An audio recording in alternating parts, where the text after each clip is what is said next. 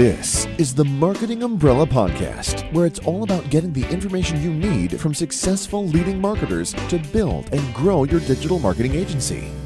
Brought to you by Itamar Shafir, founder and CEO of Umbrella, the technology platform and brand that is powering thousands of marketing agencies around the country.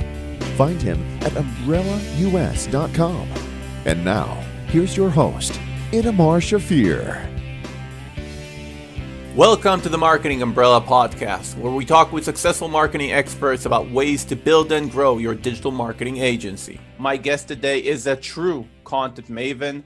She is a keynote speaker, author, award-winning brand content creator. She is a founding member of the HuffPost brand storytelling team, a former director in creative strategy at the New York Times. She's the author of the best-selling marketing and business communication book, The Content Fuel Framework, How to Generate Unlimited Story Ideas, and currently serves as the director of content at Foundation Marketing. I'm excited to say hello to Melanie Deziel. I'm excited to be here. Melanie, am I saying Deziel right? It's diesel, like the fuel. But nice. I like that you put a little bit of flair on it, you know? Deziel. Yeah. No, Diesel is also cool. Like Vince. Yeah. That's awesome. A true content person in of itself. So in Umbrella Marketing Podcast, we help marketing agencies grow their business, as well as entrepreneurs who want to build a marketing agency. But before we go into it, Melanie, if you can share a little bit about your background, I'm sure the listeners would love to know. Yeah, absolutely. So as you mentioned, my background, I come from the world of publishing. So I wanted to be a journalist. That was the path that I had chosen for myself. That's what I studied in school. But I found that very quickly, once I had graduated, that the skills I had picked up as a journalist were actually much more useful and, perhaps more employable at the time in the marketing side of things. And so I have spent most of my career teaching marketers, sales professionals, and creators how to really take the best practices of journalism to tell better stories and to make their stories more credible, more compelling. So I started that at the Huffington Post, where I built up their HuffPost partner studio, their brand storytelling team. I was the first ever editor of branded content at the New York Times, as you mentioned, and that was a big role for me. We did a lot of amazing work with wonderful clients. I worked at Time Inc. as their director of creative strategy, and then I realized that I could actually reach a lot more clients if I were to set up my own shop. Probably a similar experience to what many of your listeners have had, just Nice. Realizing the potential of being able to choose your clients and, hopefully reach more of them that way.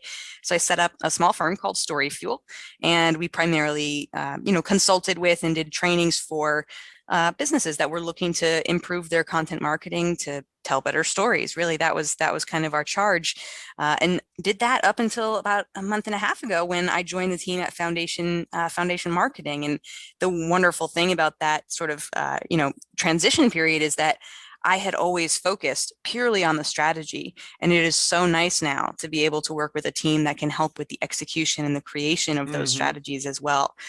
So a really fun place to be, but all those different experiences, really all coming back to that same mission of just trying to help other people feel more confident that they can tell better stories and give them the tools and best practices they need to tell stories that are actually going to make a difference for them and for their business.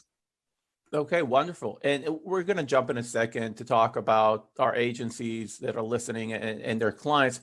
But since you help so many brands with their content strategy, I would love to know if you have a favorite. Ooh, I try not to pick favorites. And I think a big part of it is, every single group, every single company, organization, nonprofit, whatever the case may be, has their own their own goals, their own resources, their own priorities. And so I don't think that there's necessarily one that's better or worse or favorite than the others. It's really just, to me, each one is a unique creative challenge. How can we create the absolute best content that we can, given the limitations and, the resources that we're working with? How can we, within those confines, create something that our customers, our audience will enjoy and will help us achieve our goals? So it's like picking a favorite child. You can't do it.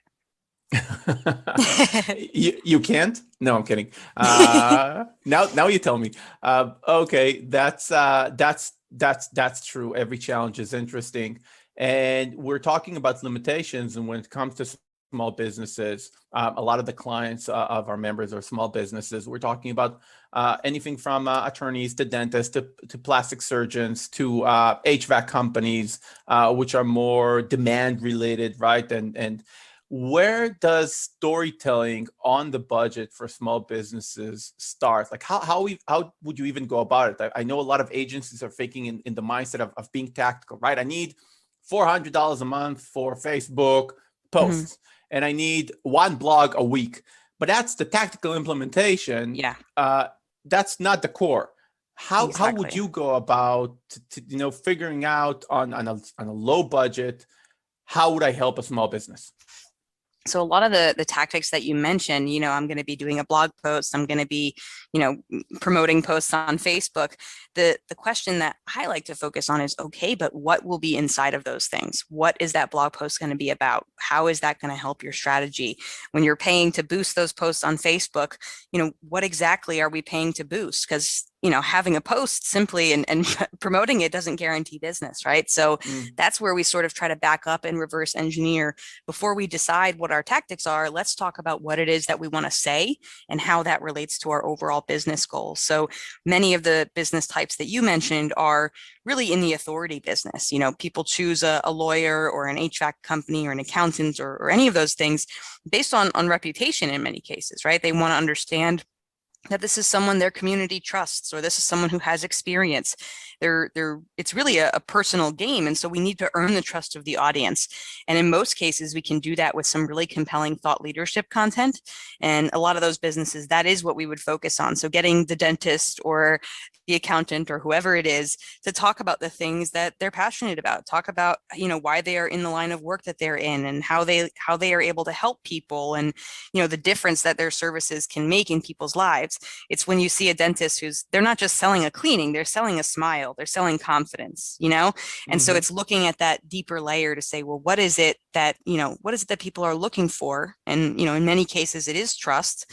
And how do we sort of build that trust through the content that we create? So for businesses like the ones you mentioned, generally speaking, where I would start is let's just find a way, however cheap it may be, to get our experts to share their expertise so that they can demonstrate to the audience, this is someone who knows what they're doing. This is someone who I can trust. This is someone who is friendly and approachable and relatable, whatever those key characteristics are.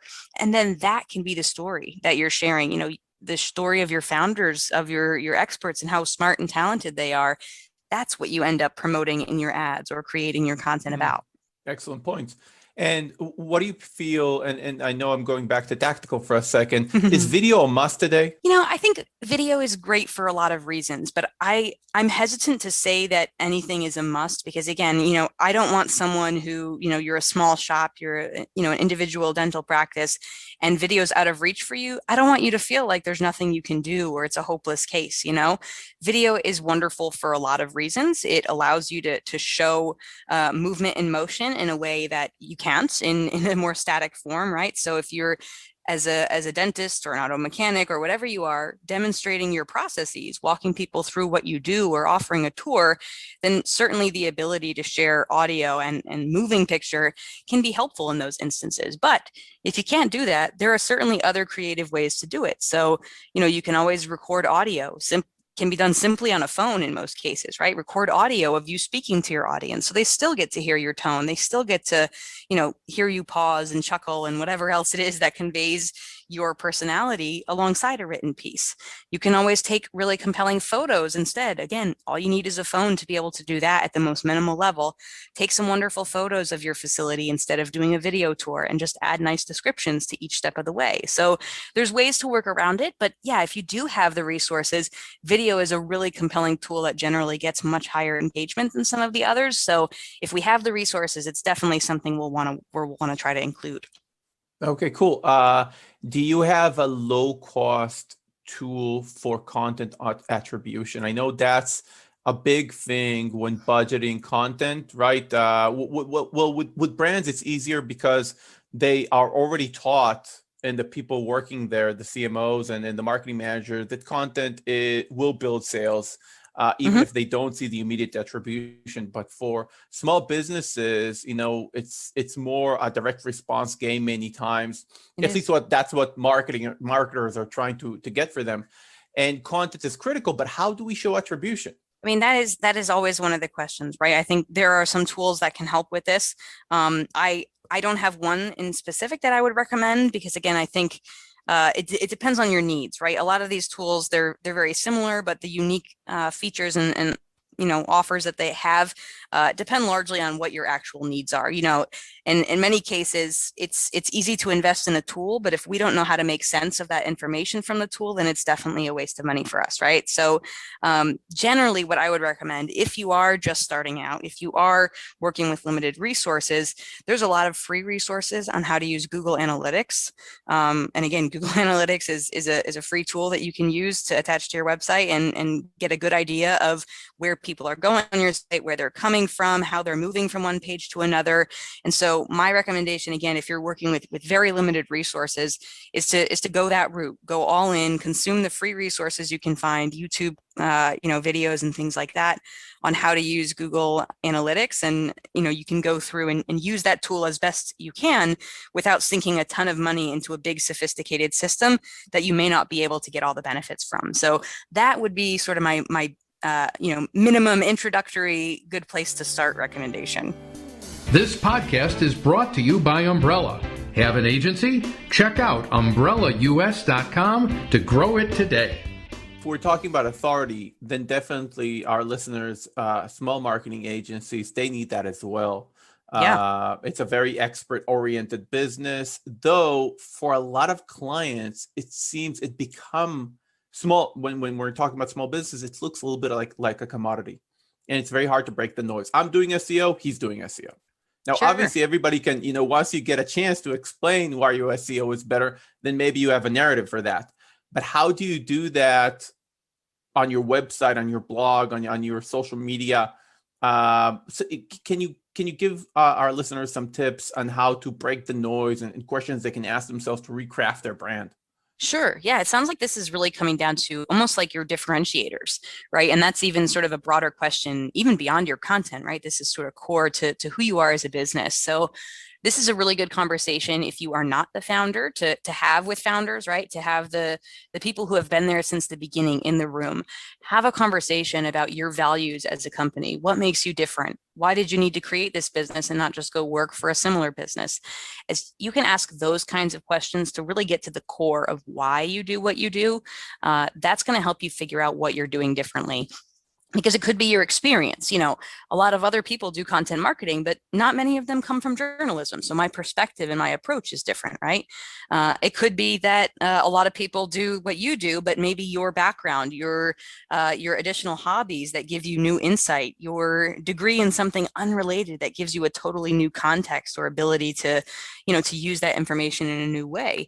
Maybe you're a filmmaker and that makes you, better able to create high quality video than some of your competitors. So I think it really comes down to knowing who you are and what's unique about you as an industry or as as an agency or as a founder.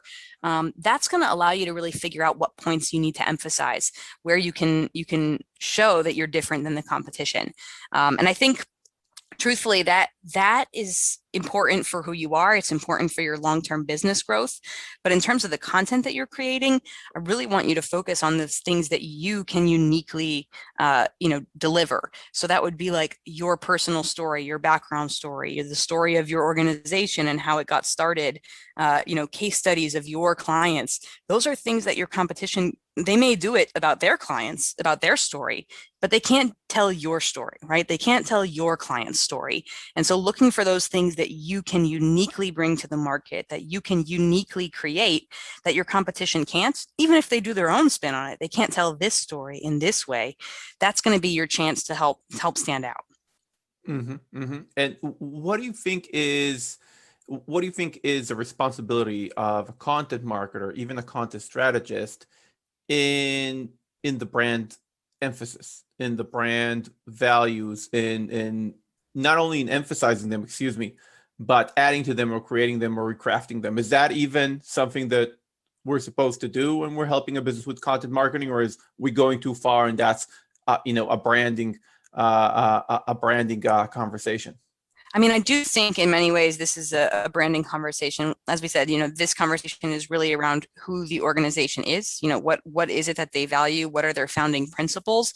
So assuming your content strategist or, whoever the content folks are, have experience in that realm and you can guide your clients through that, by all means, you can help them through that process. You're probably closer to that process than your clients may be.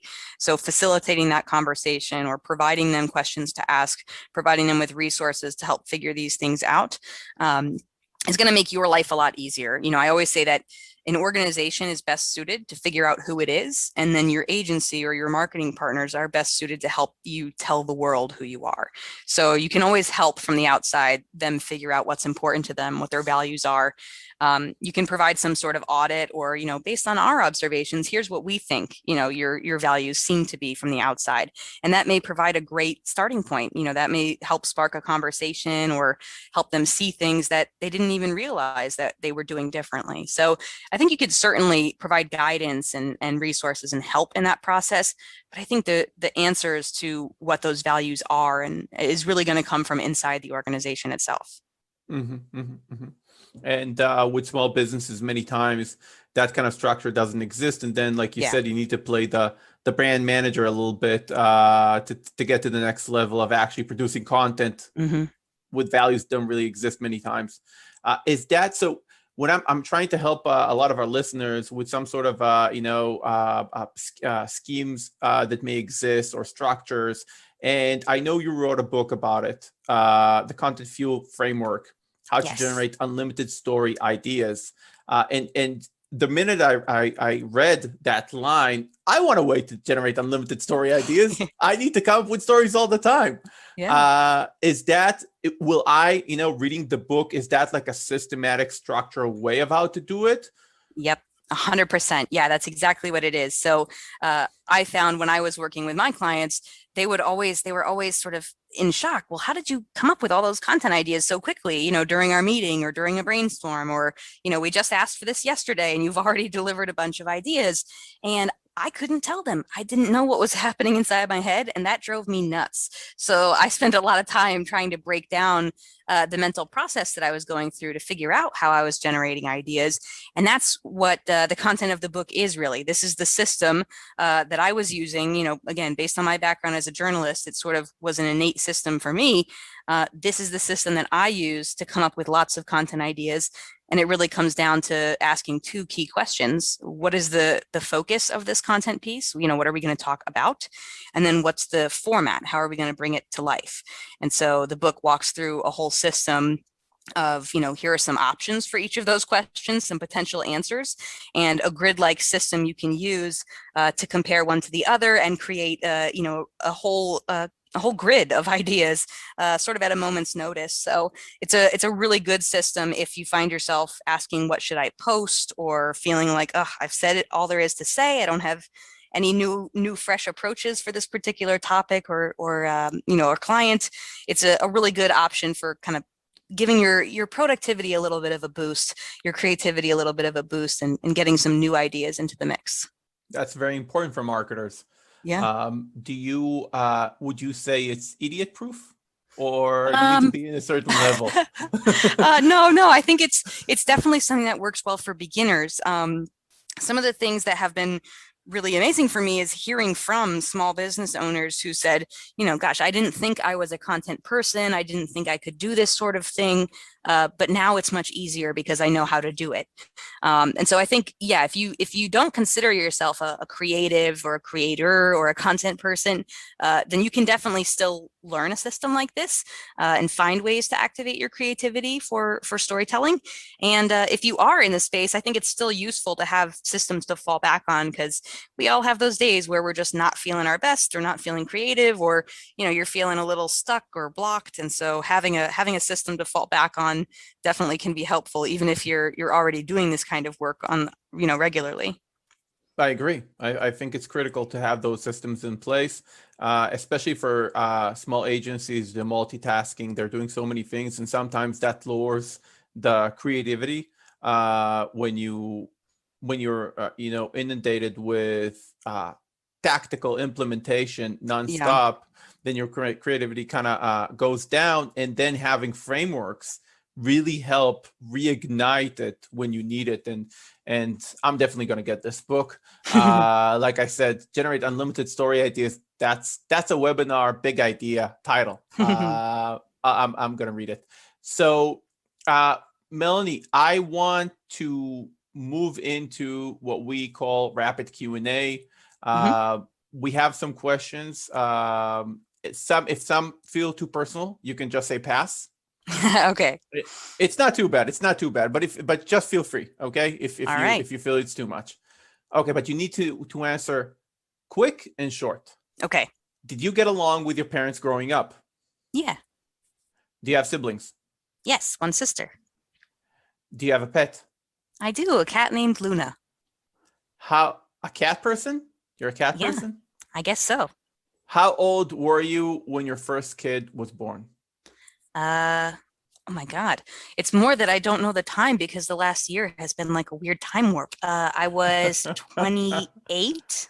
Okay, perfect. When do you wake up? Usually around 5 o'clock. Wow. Well, I have a toddler now, so. Yeah. When do you go to bed? Usually around 9 or 10. Ideal vacation? At this point, I'll take any vacation. You're really at that point, right? Yeah. Wow, I remember. Are you a woman of faith? I am. Yes, I'm a Muslim. Okay. And do you practice? I do. Very good. This was wonderful. I think all the golden nuggets you provided for our listeners can be tactically used, which I really appreciate. I love these types of interviews. You actually, provided practical advice. And guys, where can they get the book? On Amazon? Yes, the book is available on Amazon, Barnes & Noble. I actually read the audiobook, so if you're an audiobook person, you can get that too. Lots of options out there for you. If you want, you can head to contentfuelframework.com, and it has all the links for the different places you could find it. Okay, awesome. This has been great, Melanie. Thank you. Yeah, thank you for having me and letting me share my story. Thank you for tuning into another episode of the Marketing Umbrella Podcast, where we provide the information you need from successful leading marketers to build and grow your digital marketing agency. Your host has been Itamar Shafir, founder and CEO of Umbrella, the technology platform and brand that is powering thousands of marketing agencies around the country. Find him at umbrellaus.com.